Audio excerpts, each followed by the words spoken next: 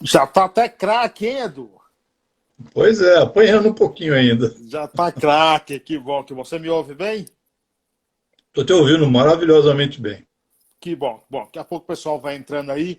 Eu sou Carlos Silva, apresento o programa Paiaiana Conectados todos os sábados ao meio-dia na Rádio Conectados. Você acessa www.radioconectados.com.br. Claro que nós estamos também nas redes sociais e nas plataformas digitais, no Spotify e também no site exclusivo do programa, que é paiaianaconectados.com.br. Enquanto não passa essa pandemia, nós vamos fazendo lives, produzindo podcast aqui no Instagram, no bate-papo, e todo dia passa uma pessoa especial por aqui. Hoje, 1º de junho, data de aniversário de emancipação política da minha cidade, lá na Bahia, Nova Açores. Hoje completando 67 anos de emancipação política. E também Dia da Imprensa. E para falar disso, claro, vamos trazer aqui uma pessoa importante para bater um papo, que eu faço questão de ler aqui. Eu fiz um resumo aqui para apresentá-lo, né? E daqui a pouco as pessoas chegam, mas esse vídeo vai ficar aí para todos assistirem. Ela é jornalista, formada pela FAAP em 1977, ano em que eu nasci, passou pela editora Abril, conquistou vários prêmios, como o Prêmio Abril de Jornalismo, foi condecorado em junho de 2011 com a Medalha de Mérito Santos Dumont, pelo Comando da Aeronáutica. E em 2016, com a Medalha Anchieta, pela Câmara de Vereadores de São Paulo. Integrou a diretoria do Sindicato de Jornalistas Profissionais do Estado de São Paulo. Coordenou e editou tanto a versão preliminar quanto a primeira edição do Manual da Assessoria de Imprensa. Também, em 2002, articulou a fundação da Abracom, Associação Brasileira de Agência de Comunicação.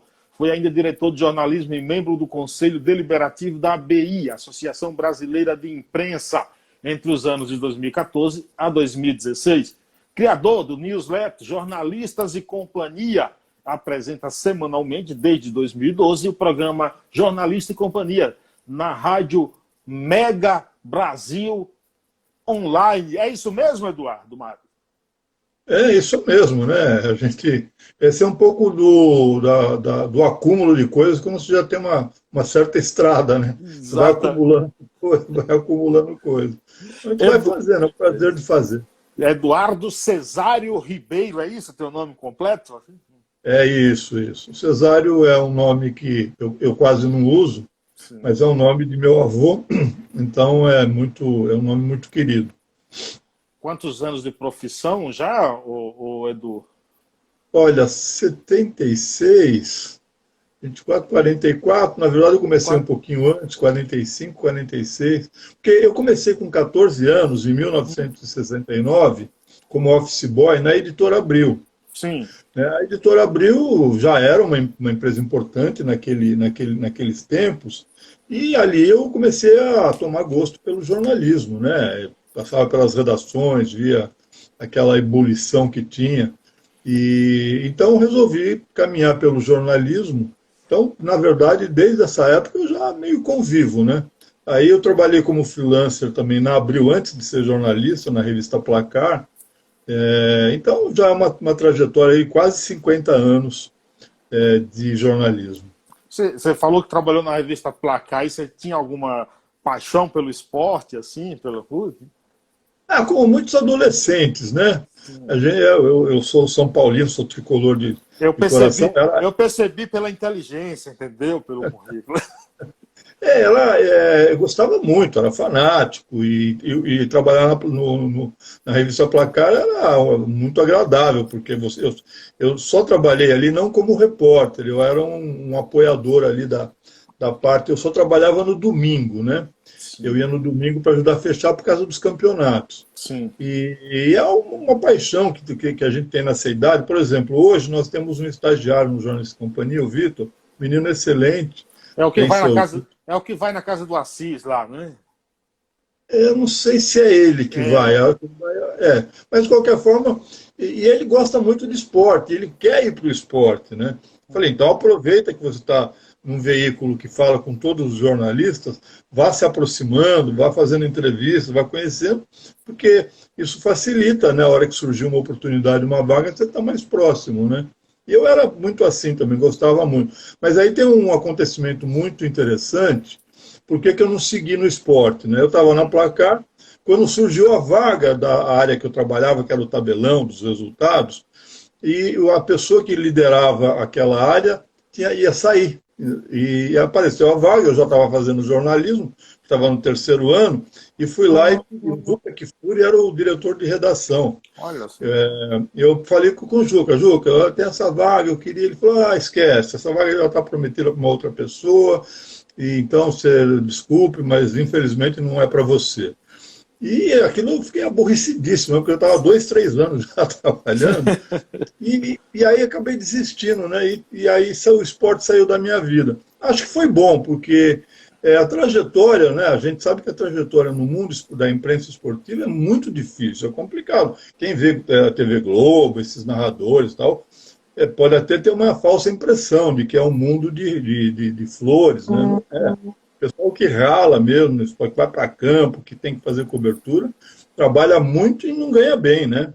Essa é a verdade. Além disso, trabalha muito, não tem horário, né? Entendeu? Não tem horário. Uma vida ingrata. É gostoso pela paixão, mas ela demanda assim, um esforço muito grande e, na maioria dos casos, que nem jogador de futebol, né? Você vê as estrelas, pensa que é uma maravilha, mas 90% dos jogadores de futebol tem um rendimento baixíssimo, né? Ganha para sobreviver. Claro. E também é difícil, né? Chegar lá, pega o exemplo de Cafu. Cafu fez teste nos 4 grandes clubes de São Paulo e foi reprovado em todos. Pois é, então, essa é a vida. Foi reprovado em todos, depois que acabou, né? Dando a volta por cima, tudo, coisa e tal. Me diz o seguinte, qual a importância da imprensa para... muitos falam, por exemplo, a imprensa é o quarto poder. A imprensa é o quarto poder mesmo, Eduardo? Olha, a gente tem que passar uma régua aí em antes e depois da internet, né? Se a gente falar de antes da internet até o ano 2000, a imprensa era efetivamente o grande porta-voz, o principal porta-voz da sociedade brasileira, a sociedade mundial. A imprensa era quem ditava as informações que a sociedade consumia. Portanto, ela tinha um poder imensurável, né? Quando chega a internet e da internet começa a propagação, a democratização da comunicação entre a sociedade e surgem as redes sociais, isso muda da água para o vinho, né? A imprensa se segura pela sua qualidade e sua qualificação, mas ela concorre com todas as outras redes sociais que também passaram a ser geradoras de conteúdo. E isso causa uma confusão imensa na sociedade, né? Porque você é hoje um veículo, eu sou um veículo, assim como o Estado de São Paulo, o Correio da Bahia, o povo do Ceará, todos somos veículos, né? E aí a sociedade tem que começar a discernir quem são os veículos que efetivamente informam e têm a informação. Então, quando você fala em quarto poder, o poder da imprensa hoje, na minha opinião, é que ele é a fonte primária de toda a repercussão. É ali que saem as informações que vão pautar a sociedade, né? Para o bem e para o mal, né? Porque se usam as informações verdadeiras para se criar informações falsas também, né? Então, ele é um poder, mas é um poder hoje com muito menos, vamos dizer assim, intensidade do que já foi, né? Mas só que com esse sistema, com a pandemia, com a crise, está recuperando esse prestígio, está recuperando a sua função social de utilidade pública, né? Então nós temos, de fato, hoje uma imprensa em ascensão. Você acha que com essa cobertura que a imprensa está dando aí durante esse período de pandemia, está voltando aí aos bons tempos da imprensa forte, da imprensa informativa? Como é que você vê também a relação do governo com a imprensa? Eu acho que sim, né? A gente tem muito claro que a imprensa se agigantou. Ela foi buscar forças no íntimo, no âmago de sua existência para poder prestar um bom serviço para a sociedade. Mas você tem, em compensação, uma contradição muito grande, que com a queda nas receitas de publicidade, de assinaturas, etc., a pandemia não corrigiu isso, ela, na verdade, agravou a situação econômica. Sim. Os veículos tiveram que reduzir jornada, reduzir salários, até demitir, e tiveram que fazer um serviço muito maior do que faziam. Então, o sacrifício das equipes é muito grande. Mas é que nem assim, o time que perde 2 jogadores expulsos e precisa ganhar o campeonato, ele se agiganta, né? Claro. Então, a comparação que eu faço é assim, a imprensa teve jogadores expulsos, mas se agigantou e está ganhando o jogo. A questão é que isso é duradouro, isso é sustentável, essa é a grande incógnita, né? Se você vai conseguir sustentar essa posição, essa condição de levar informações qualificadas para a sociedade ou não. E aí vão precisar retornar os investimentos na mídia, para você poder voltar a pagar bons salários, voltar a ter equipes maiores, mais qualificadas, investir no treinamento das equipes, né? Enfim, são equações que a gente não tem como responder agora, porque depende basicamente da questão econômica, né? Como é que você vê o papel do governo, essa relação governo e imprensa?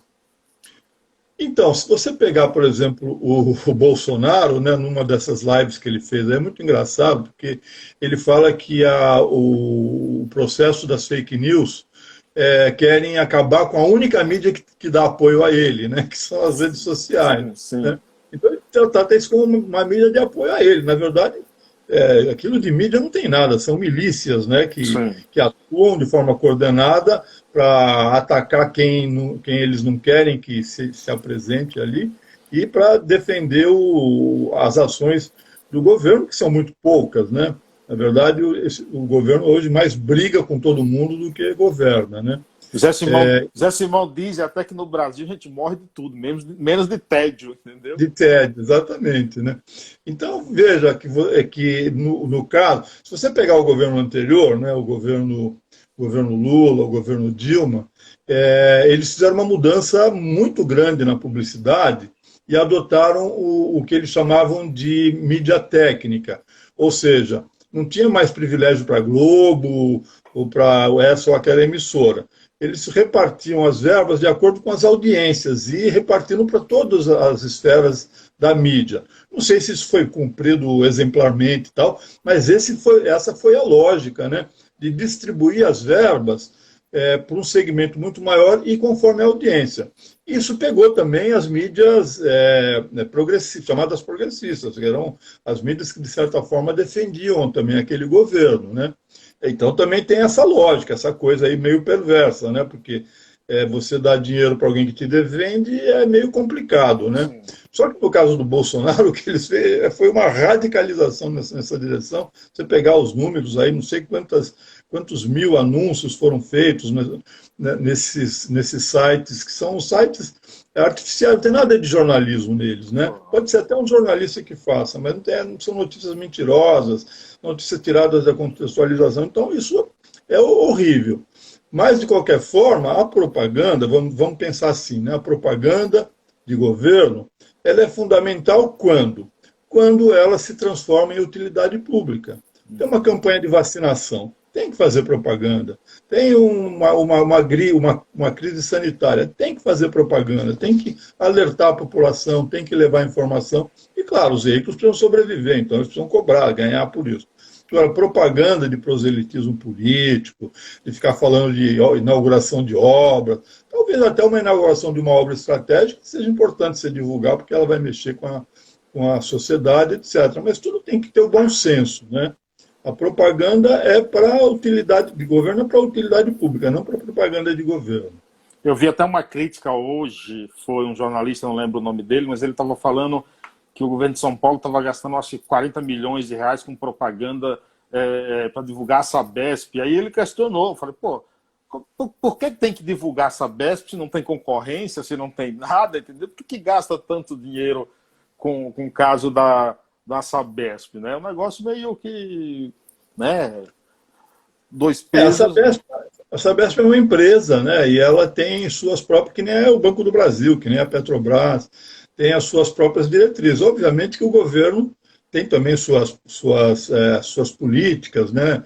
O seu planejamento, e conta também com o suporte das suas empresas para determinada divulgação. No caso da Sabesp, as campanhas, pelo que eu tenho visto, são de ficar em casa, né? Eu tenho visto anúncios, olha, nós ficamos na rua para vocês poderem ficar em casa, assim como outras empresas de concessionárias públicas, né? Então, o que é do bom senso vale, né? O que é exagero, obviamente, você tem que combater e tem que evitar que aconteça, né? Semana passada eu estava assistindo uma entrevista do Alexandre Garcia, jornalista, na CNN, e ele falando que de todo esse tempo que ele tem de jornalismo, ele nunca viu uma imprensa militar tanto contra um governo como hoje. Você concorda com isso? Qual é o teu ponto de vista?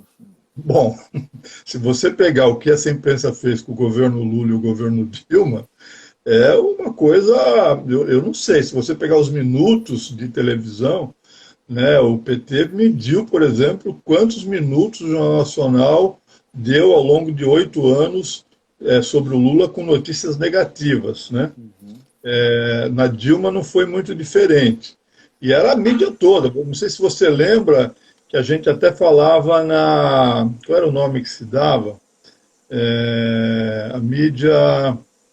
Era assim, a notícia começava na Veja, na sexta-feira, passava para o Estadão e a Folha no sábado e concluía no Fantástico no domingo. Era o ciclo da notícia, no caso do Mensalão, do Petrolão, etc. Né? Foram 7, 8 anos diariamente com essas informações. Acho que a mídia carregou demais nas tintas. Ela se aliou basicamente a Curitiba, né, a Força Tarefa de Curitiba, que tinha interlocução ali privilegiada com os jornalistas, vazava tudo, o que era legal, o que era ilegal, o que era do interesse deles. E eles conseguiram o que conseguiram com a ajuda da imprensa, nem sempre de forma lícita, nem sempre. Muitas vezes a gente viu depois com o Intercept que teve muita coisa obscura no meio do caminho. Então, tem isso, né? A imprensa, quem diz, acho que o Nelson Rodrigues, né? A imprensa é oposição, o resto são armazéns secos e molhados. Ela está lá para fiscalizar mesmo, para ver o que está errado, né? Não é para ficar elogiando, ela tem que ver o que está errado. De vez em quando também não custa dizer, olha, isso aqui está no caminho certo, né? Vamos apoiar essas iniciativas. Mas, de modo geral, a imprensa, como a gente conhece, que vem da tradição aí do século passado, é a imprensa do contra mesmo, né? Então, pode ser um governo de esquerda, de centro, de direita, a imprensa, só aquela pena, né? No caso do governo, ele faz a fonte secar, tira toda a publicidade. Os grandes veículos conseguem se sustentar, mas os pequenos, que dependem de verba pública, de verbas locais, por exemplo, de prefeitura ou de governo, esses sofrem muito se eles se colocarem numa espécie de oposição, de crítica muito, muito forte, eles acabam sendo atingidos pela trombada aí do corte de publicidade. Partindo do ponto de vista aí humano, já que todo mundo, eu acredito, tem um lado, uns às vezes expõem de uma maneira mais intensa, outros não, são mais moderados, e jornalista também, né? Mas assim, eu te pergunto, é possível ter 100% de imparcialidade? É difícil, né? Acho quase impossível, né? Eu acho que assim, o grande esforço do jornalista tem que ser pela pluralidade, né? Para você dar voz a todos, fazer a contextualização o mais correta possível, o mais isenta possível, né? Só que você tem a sua formação, você tem os seus valores, enfim, e isso você carrega no seu texto, na sua fala, é inevitável.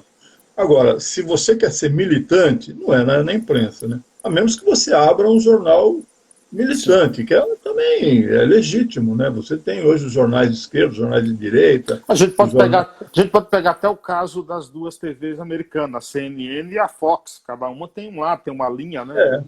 Exatamente. Você tem os editoriais, no caso da grande imprensa, que ela pode tomar partido, de preferência sem contaminar o editorial, né?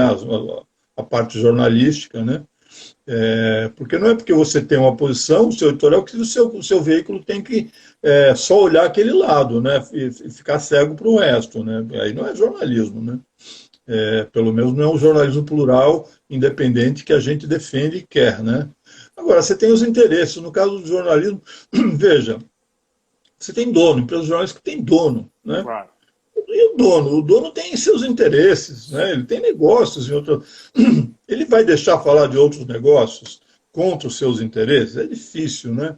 É difícil. E nem sempre isso é explícito, né? O jornalista já sabe que não pode falar sobre certos assuntos, porque senão ele acaba perdendo emprego e perde mesmo, a gente sabe disso. Então, tudo isso tem que ser levado em consideração, né? A imprensa é bacana, mas ela tem seus limites, tem suas idiosincrasias e de todo modo, a grande luta é para que a gente consiga avançar, né? Consiga preservar a democracia, consiga avançar, e mais ou menos naquela linha, né? Você combate o mau jornalismo com o bom jornalismo, né? Os erros jornalísticos com mais jornalismo, né? Não com menos. E aí eu te pergunto, quais são os principais desafios para manter um bom jornalismo num tempo de tanta polarização? Olha, o desafio é econômico, né? Porque ninguém vive de brisa, ninguém vive... e não dá para você ser um jornalista de ocasião, né? Eu vou ganhar minha vida como médico, como engenheiro, como gari, e no tempo vago, eu vou fazer algumas inserções jornalísticas. Pode até fazer, hoje permite fazer isso, mas você nunca vai ser um jornalista profissional se você não se dedicar, não abraçar a profissão como deve, né? Integralmente, full time.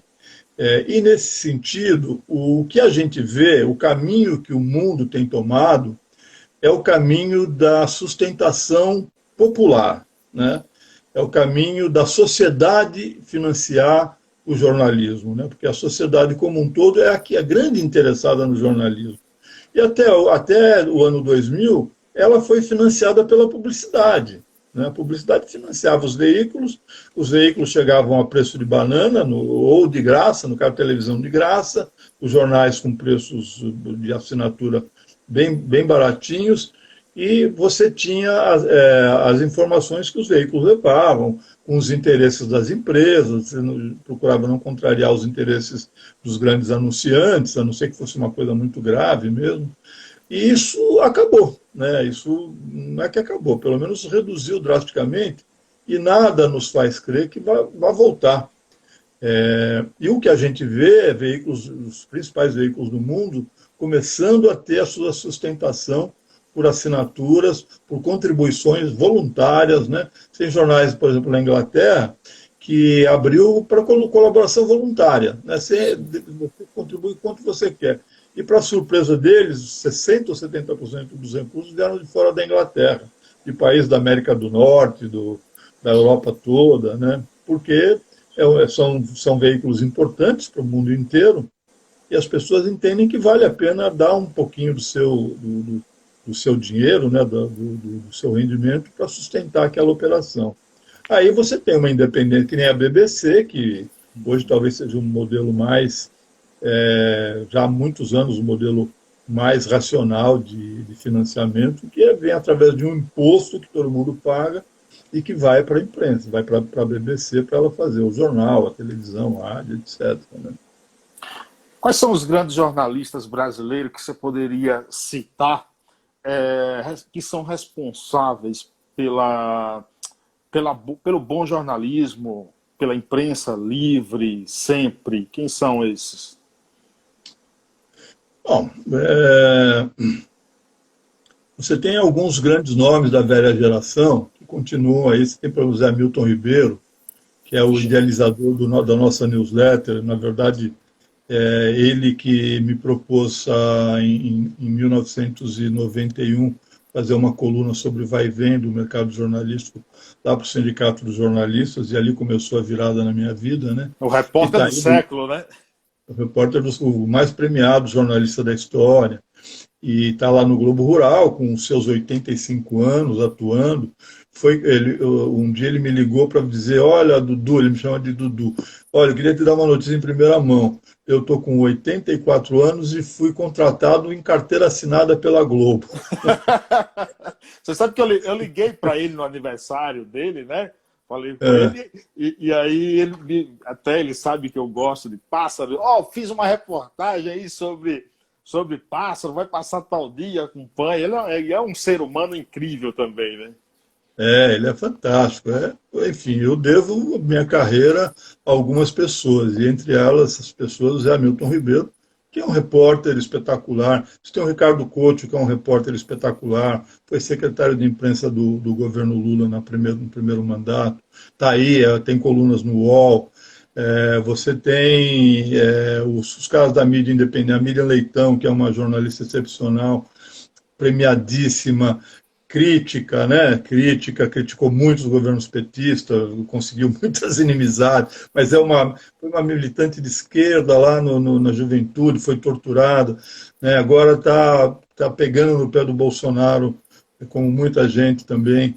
Aí você tem a Eliane Brum, que é talvez a melhor repórter de nosso tempo. É uma figura espetacular, um texto literário, né? Ela trabalha hoje no El País, né? Ela é cronista do El País, da versão portuguesa do El País, que é um jornal espanhol, né?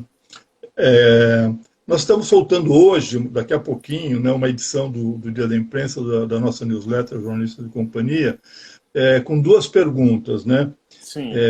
Qual o legado, as lições e o legado que a crise deixa, e qual o futuro do jornalismo, como se imagina o jornalismo do amanhã.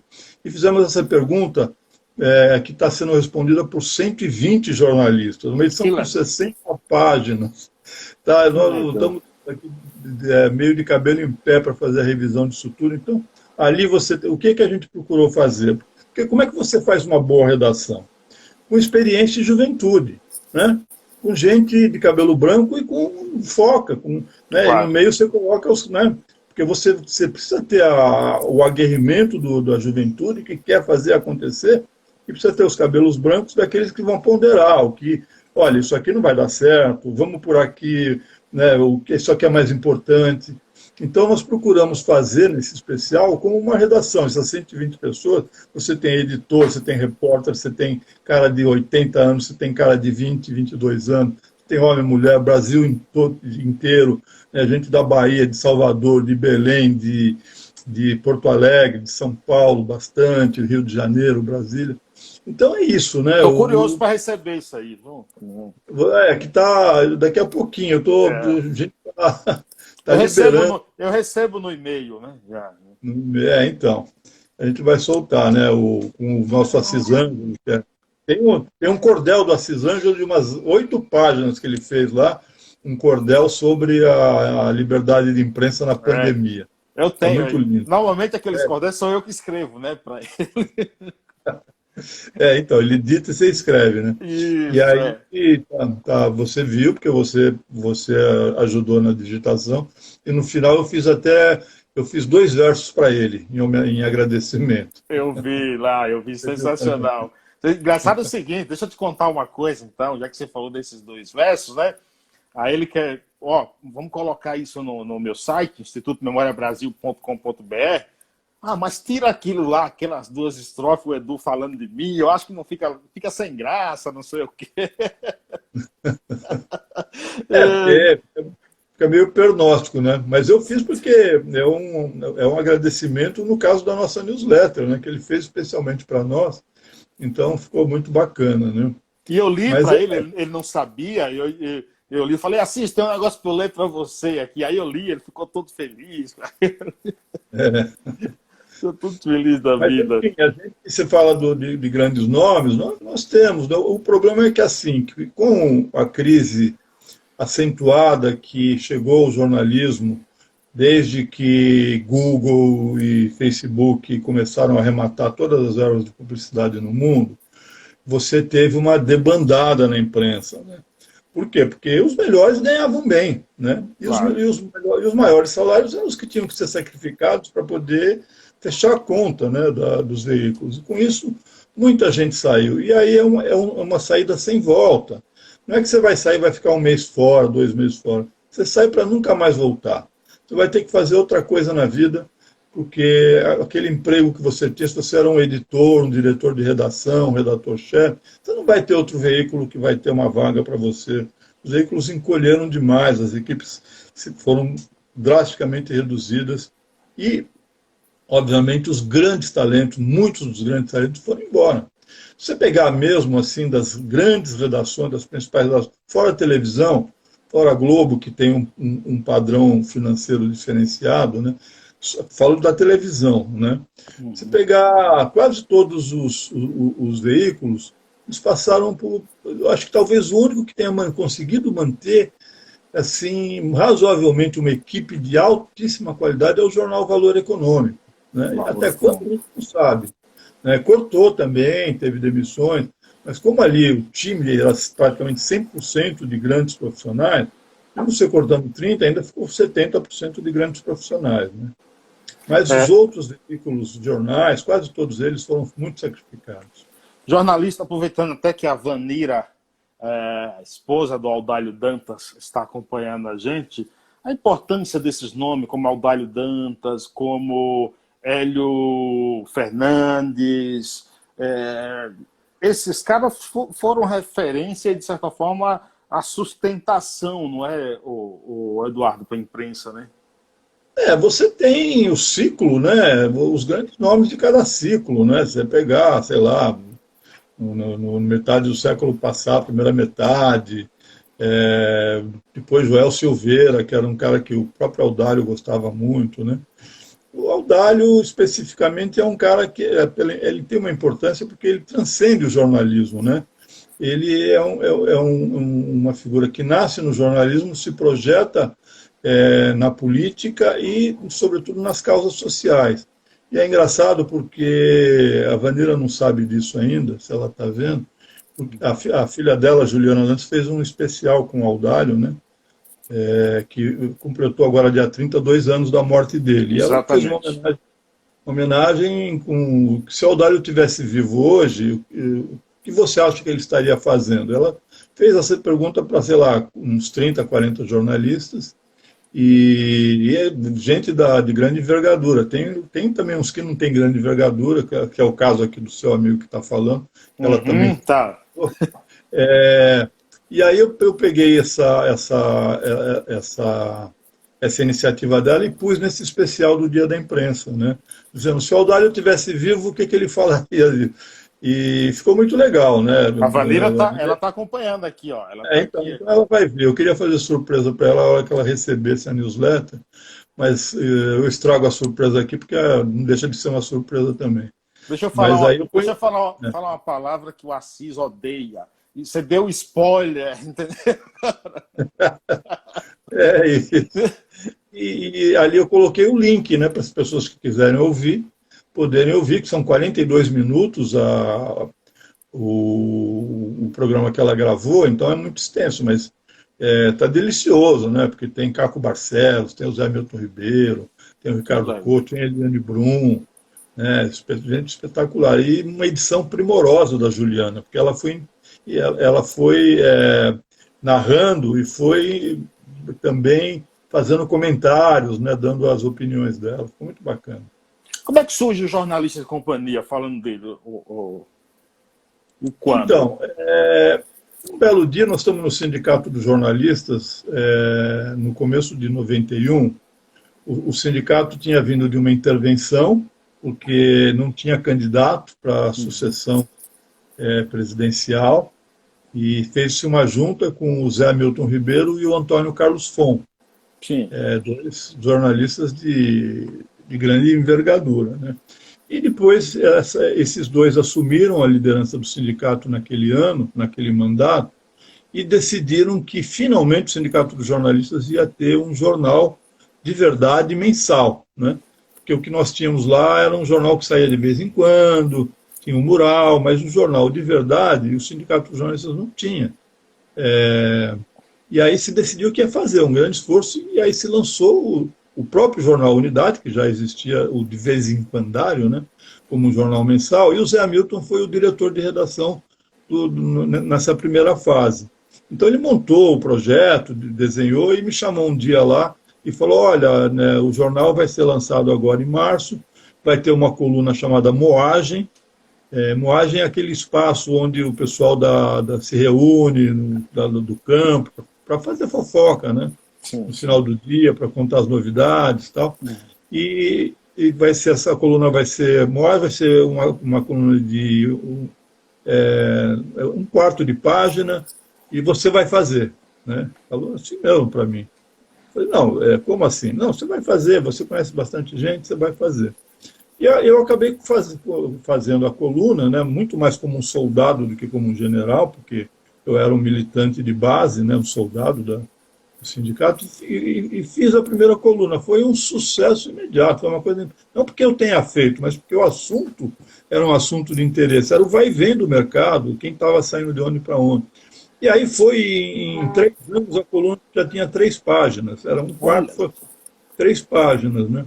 E aí, durante 5 anos, ele ficou no Unidade, 4 anos, e no 5º ano eu também lancei ele como um produto meu. Aí eu aproveitei e lancei um fax, né? Já era o embrião da newsletter. Na época o fax era grande tecnologia, revolucionária, né? E a gente saía por fax, chamava Fax Moagem. Né? E assim foi. Depois eu fiz a coluna do sindicato durante 23 anos, continuei fazendo, até 2013 eu fiz a coluna. E os Jornalistas de Companhia esse ano completa, depois eu mudei o nome para Jornalistas de Companhia, né? E ele completa esse ano 25 anos, e hoje ele traz notícias do Brasil todo, né? Do Norte, Nordeste, Centro-Oeste, Sul, Sudeste, o vai e vem, e outras notícias da imprensa, né? Estão preparando aí alguma coisa especial para esse aniversário de 25 anos?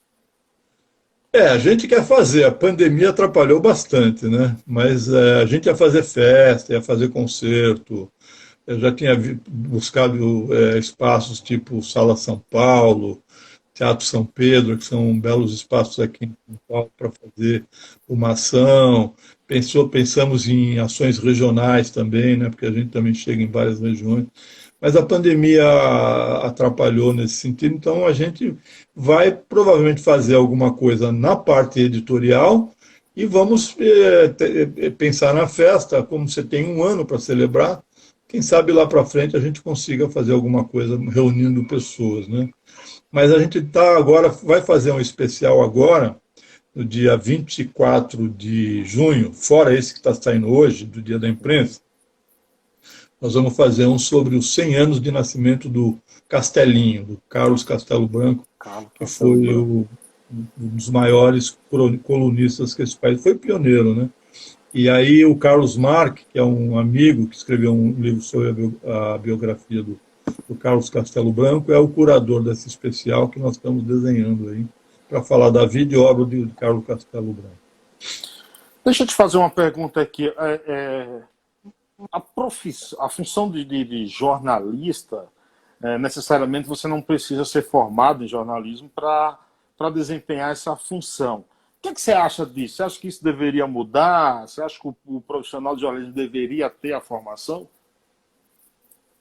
Bom, essa é uma história já com uma certa antiguidade na nossa atividade, porque até a ditadura militar não tinha regulamentação nenhuma, né? Era jornalista quem queria, o jornalismo era sinônimo de boemia, você tinha muito aventureiro na atividade que, para ter uma carteirinha de jornalista de imprensa, fazia qualquer negócio, né, para ganhar passagem de graça, para ter desconto em carro, e etc, etc. Então era uma bandalheira, e você tinha, claro, que gente séria também atuando, né? Mas você tinha uma situação muito dividida nesse sentido. Quando chega a ditadura e põe a lei de imprensa, que ela cria a regulamentação profissional e obriga os jornalistas a terem diploma para poder exercer a profissão, condiciona o exercício profissional ao diploma, muda completamente esse panorama, né? E você passa a ter uma coisa muito mais industrial, muito mais profissional no jornalismo, e aqueles aventureiros começam a ser expurgados. Claro, quem era, manteve, tinha uma figura lá que podia, por direito, ele podia continuar exercendo a profissão, mas daí para frente só podia ingressar na atividade quem era formado. E isso deu muita briga, porque tinha gente que era a favor, gente contra. Eu fui muito a favor, nos tempos que eu fui da diretoria do sindicato, né? A alegação era que, claro, os caras estudam 4 anos, a família banca, e aí qualquer um vai fazer jornalismo, a empresa pega quem ele quer, que vai fazer o serviço que ela queira, não o que o jornalismo precisa, enfim, esse tipo de discussão. Até que chega no governo, até que o STF declara, né, que a profissão, o exercício profissional não é uma carreira essencial, que põe em risco a vida, e, portanto, ela não precisaria ser exercida apenas por quem tinha o diploma. E aí libera geral, aí o jornalismo passa a ser uma atividade aberta a todo mundo. Bom, eu mudei minha posição inicial de defesa intransigente do diploma para o exercício, porque eu fui vendo, né, você vai aprendendo na vida as coisas, né?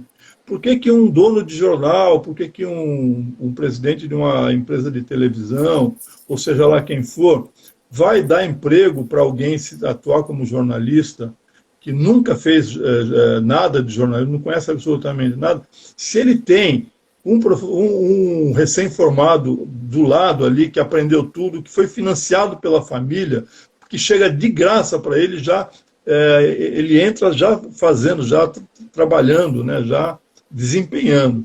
Então, isso acabou sendo uma coisa, ainda tem muita gente que defende, eu respeito também isso, né? Mas eu acho que hoje é uma lei desnecessária, porque a qualificação você consegue, obviamente, estudando, né? Praticando e estudando. E quem tem o talento e não quer estudar, fazer o curso, vai se dar bem também, porque é preciso ter talento e dedicação, né? Uhum. Mas, obviamente, que o formado leva muito mais vantagem que o não formado, né? Então, é uma discussão hoje que, na minha opinião, ela não tem muito futuro de voltar a acontecer, acho eu, né? Natural que você, com esse todo tempo de carreira, tenha recebido vários prêmios, como eu citei aqui alguns. Qual é o que te deixa mais orgulhoso? Olha, eu acho que a medalha Bandeirantes da Câmara Municipal aqui de São Paulo foi uma coisa especial, porque é a minha cidade, né? A cidade onde eu nasci. E você tem aqui, como tem em toda a cidade, o título de cidadão da cidade. Aqui é o título de cidadão paulistano. E o vereador que propôs a homenagem, que é o Eliseu Gabriel, ele queria me dar o título de cidadão paulistano. O título, aliás, que o Assis Ângelo ganhou, que o Audálio Dantas ganhou também, porque são de fora de São Paulo. Então, para as pessoas de São Paulo, tem a medalha Anchieta, que equivale ao título de cidadão paulistano, né? Que é um reconhecimento, vamos dizer, da sua cidade pelo trabalho que você faz, né? É muito gostoso. Foi um dia que caiu uma tempestade em São Paulo. É mesmo? São Paulo ficou debaixo d'água. Mesmo assim, foram umas 100 pessoas ali na Câmara Municipal prestigiar a solenidade. Foi muito gostoso, né? Mas prêmio sempre é bom, né? Eu sou melhor premiando do que sendo premiado. Eu criei vários prêmios. A gente tem vários prêmios que a gente concede. Por exemplo, a gente tem os mais admirados do jornalismo, que é um prêmio muito bacana. A gente tem na área de economia já 5 anos que a gente faz, reúne os principais jornalistas de economia, faz uma eleição junto aos próprios jornalistas para a escolha. É muito bacana, né? Muito bacana. Já que você falou que é muito melhor criando até, você criou grandes coisas aí, o que é que te dá mais orgulho de você ter criado, de você ter, por exemplo, coordenado, por exemplo? Bom, tem os meus 4 filhos, né, que são meu orgulho maior. Os filhos não valem, né? Eu acho que é os jornalistas de companhia, né, que é o meu principal patrimônio, né? Ele me deu tudo, né? Me deu o pão de cada dia, o prestígio, o reconhecimento, as amizades, né, a interlocução. Mas, assim, é mais ou menos como os próprios filhos, né? Você gosta de todos, né? E no caso do Jones Companhia, que ele é a ponta de lança, né? Eu também lancei o Anuário de Comunicação Corporativa, que é um outro lado que eu atuo bastante, da assessoria de imprensa, comunicação corporativa. Então, esse anuário que nós estamos fechando agora também tem 11 anos, e ele tem pesquisa de mercado, tem matérias, enfim, é uma coisa também muito gostosa, porque a gente dá uma contribuição importante para um segmento. Você sabe quantas agências de comunicação, assessorias de imprensa, empresas de assessoria de imprensa, faturaram em 2019? Não sei. Não, né? 3 bilhões de reais. 3 bilhões. Sabe quantas agências de comunicação tem no Brasil, assim, no nosso radar, que nós conseguimos mapear? 1.500. 1.500 empresas de assessoria de imprensa. A gente não imagina, né, que tenha esse número. Então, são números que a gente foi descobrindo a partir dessa cobertura intensa que a gente faz, né? Eu recebo, por exemplo, por semana, aí um monte de e-mail de assessor, de agência de comunicação, de assessoria, tudo. Chega um monte aí na minha caixa de entrada. Você tem ideia, né? Você vê que eu recebo, mais ou menos, hoje, uns 600 a 700 e-mails por dia. Desses, claro, tem muita porcaria, mas tem de agências, deve ser uns 300, 400 e-mails, com release. Vocês me mandaram até uma pauta como cuidar de beleza, de sobrancelha. Eu falei, pô, isso não me interessa. Se fosse de barba, né? Fosse de barba, aí sim, eu estou precisando, né? A Vanira disse aqui, ó, você deveria receber o prêmio Dignidade. A Vanira... ela é amiga. Ela não vale porque ela é amiga. Então, amiga. Então a gente deixa para os comentários, a gente guarda no coração, né, dos amigos. Você editou o livro sobre o Otávio Frias de Oliveira, foi? Foi, a gente fez um livro chamado A Trajetória de Otávio Frias de Oliveira, porque eu falei de prêmios, né? A gente tem um dos prêmios que eu criei, chama-se Personalidade da Comunicação. É um prêmio anual que a gente escolhe uma personalidade que tenha ligação forte com o jornalismo, de preferência uma personalidade que não tenha que seja importante, mas não seja muito premiada, né? Okay. No caso, a gente já escolheu também alguns bem premiados, mas a gente procurava, sobretudo nessa fase, os capitães da mídia, né? Que eram os caras que davam emprego, geravam riqueza na área de imprensa e nunca eram reconhecidos. Então a gente dava esse prêmio, e o Otávio Frias de Oliveira foi um dos que foi premiado. Ele foi premiado em 2004. E aí um amigo jornalista, chamado Engel Pascoal, saudoso, faleceu já há alguns anos, me procurou com uma ideia de que ele colecionava material informativo sobre os jornalistas, queria fazer livros, alguma coisa, e a gente fez até um livro sobre quem é quem no jornalismo de economia, e depois ele trouxe esse projeto, falou, você homenageia esses caras, por que a gente não tenta fazer uma biografia dessas personalidades? E aí a gente começou a desenhar, fomos atrás de patrocínio, porque é um projeto, obviamente, que exige recursos, né? Aí conseguimos patrocínio na época da Telefônica, e fomos, aí fomos pleitear junto à família o direito de fazer a biografia, e eles toparam, né? E aí a gente fez esse livro com total independência, né? Deram acesso a gente a todo o material. O Engel fez um trabalho belíssimo, entrevistou umas 40, 50 pessoas do relacionamento do seu Frias, e fizemos o livro. Depois a gente ia continuar fazendo, né? O próximo ia ser o Rui Mesquita. Aí fomos ao Rui Mesquita, ele não quis. E aí fomos ao Mino Carta, o Mino Carta não quis. Aí a gente desistiu. Eram estrelas demais que não queriam. Tinham dinheiro já reservado para fazer. E não fizemos e desistimos de fazer. Coisas da vida, né? O Mino Carta, ele participa do início do Jornalista e Companhias? Não. Não, né? Não. Eu tive com ele um caso muito engraçado, que quando ele estava escrevendo um livro sobre os bastidores da Abril em que ele descia o sarrafo no Roberto Tivita, um amigo meu que tinha ligações lá com ele me passou em off uma passagem do livro, né, e me comentou basicamente algumas coisinhas que ele... Né, e o livro era um segredo ali guardado a sete chaves. Né, e eu tasquei uma notinha ali de bastidor, e no cara está escrevendo um livro sobre o Abril, não sei o quê, parará. E pois, né, não dei detalhes, só levantei a poeira, né?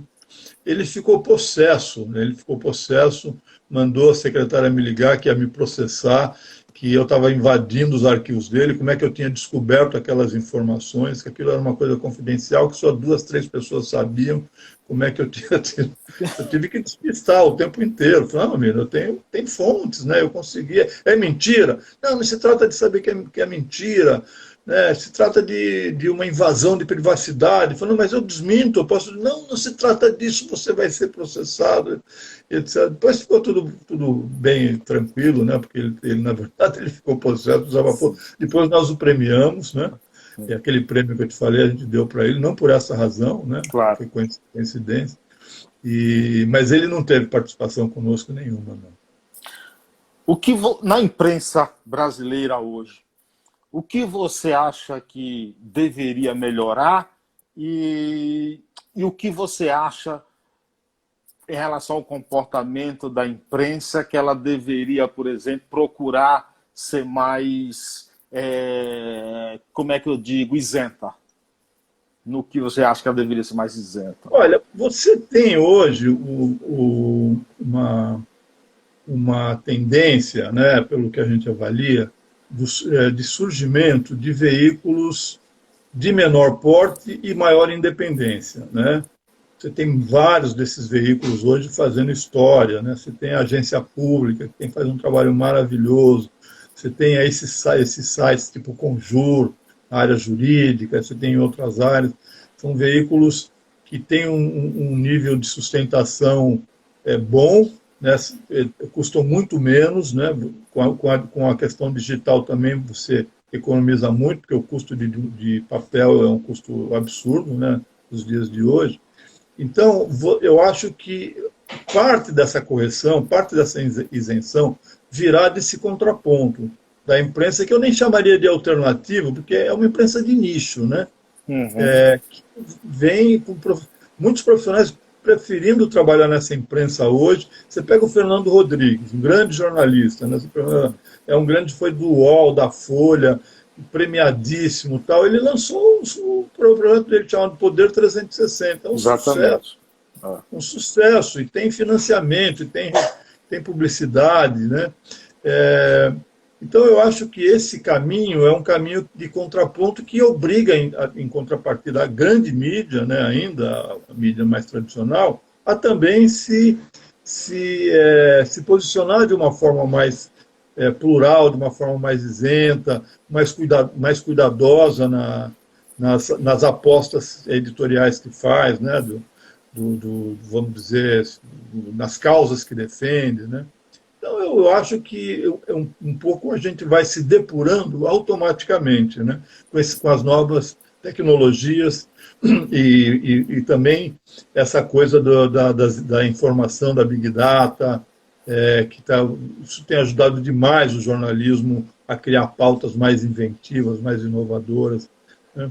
E a outra coisa é, de fato, você poder ter melhores condições de trabalho para suas equipes, né, para criar novos talentos, né, treinar, dar a essas pessoas a capacidade de continuar estudando, de pôr na rua e mandar para a rua, né, não ficar só em gabinete, só fazendo reportagem. Hoje precisa por causa da pandemia, né? Mas Claro. mesmo assim, você vê muita gente na rua com uma coragem incrível, né? Temos que tirar o chapéu para essa turma que está no campo aí fazendo um trabalho maravilhoso.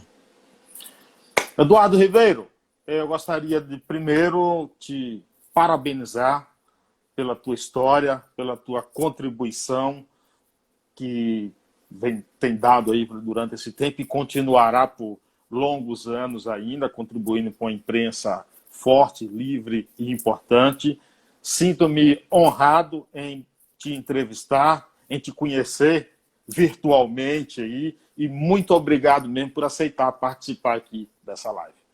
Eu que agradeço e confesso a você que você é um belo entrevistador, não na figura física, mas na capacidade mesmo. Não, acho que fisicamente eu sou melhor, entendeu? Eu sou mais bonito. Você não deixou a peteca cair em nenhum momento, né? As perguntas todas encadeadas, né? Sempre no ponto.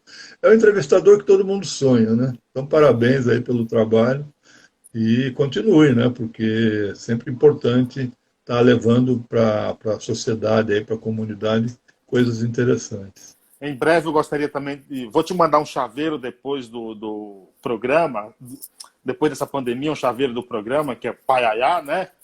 Talvez você não saiba, mas Paiaiá é um povoado na Bahia, tem 600 moradores.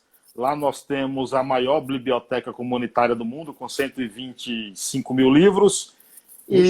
E o nome do programa é uma homenagem ao local onde eu nasci e me criei. Eu vou te mandar depois, eu vou entregar em mãos, de repente, na casa do Assis, que antes da pandemia, eu estava indo lá toda semana, né? Mas agora, com essa pandemia, eu não estou indo lá esses dias, só por telefone. Então, vou reservar um chaveiro para te presentear também. Muito obrigado. Então eu quero mostrar aqui também, ó, o meu jornalista de companhia.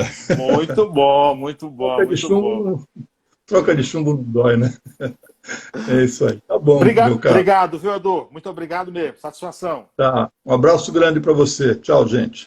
Valeu, gente. Um abraço a todos. Grande abraço. Tchau.